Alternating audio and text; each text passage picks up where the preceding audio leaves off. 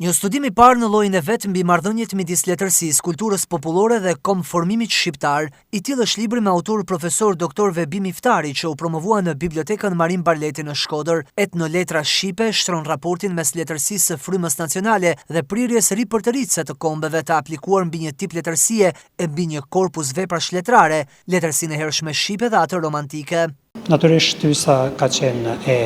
e thjeshtë që të zhvendoset, si më thënë, studimin nga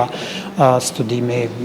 i britanishëm, pra i ndërthurur me kryesisht në studimet letrare, por që të bartet në një fushë ku letërsia shihet e ndërlidhur me dijet historike, filozofike, kulturore dhe dijet e tjera. Kjo natyrisht ka nënkuptuar një angazhim shumë të madh, lexim enorm, si të themi, të librave, të dijeve, të tjera, duke qenë që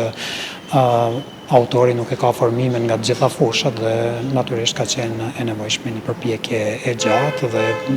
por besoj se është arritur që tani letërsia përgjithsisht, po letërsia shqipe që përbën objektin e shqyrtimit tim nga ajo e humanistëve të pas romantikët të lexohet në një dritë të re. Ju e dini, në Vatikan ruhet, si më thënë, trashëgimia kulturore shpirtërore një pjesë e madhe e trashëgimisë kulturore shpirtërore të botës dhe rrjedhimisht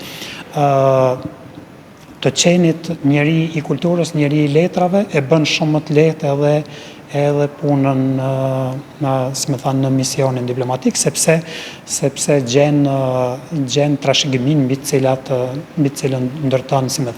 qasjen diplomatike në raport me Selinë e Shenjtë. Letërsia e shkruar shqipe lindi nga që në tokën e arbrit që është rrethuar tashmë një traditë popullore si sinkretizimi i traditës lokale dhe kulturës fetare. Pas më shumë se një dekade kërkimesh në fushën e konformimit dhe të studimeve ndërdisiplinare në filozofi, sociologji, kulturë popullore dhe letërsi, autori sjell për lexuesin dhe studiuesin shqiptar një vepër tërësore dhe novatore që shqyrton marrëdhënien e ndërsjellët midis letërsisë shqipe, kulturës popullore dhe procesit të krijimit dhe konsolidimit të kombit shqiptar. Libri është i konceptuar në 3 libra tematik që trajtojnë rolin e letërsisë në krijimin e përkatësive kolektive, në dritën e teorive mbi konformimin, nga etnosimbolizmi, modernizmi e deri tek qasjet bashkohore si ajo David Miller, letërsinë identitare të humanistëve shqiptar përfaqësuar nga 3B, themelorët e letrave shqipe, Buzuku, Budi dhe Bogdani. Romantikët dhe pasromantikët shqiptar, nga Derada tek Naim Frashëri e mëtej tek Axher Çfishta dhe Ernest Koliçi, duke analizuar mënyrën se si letërsia ndërvepron me mitet, kujtesën kolektive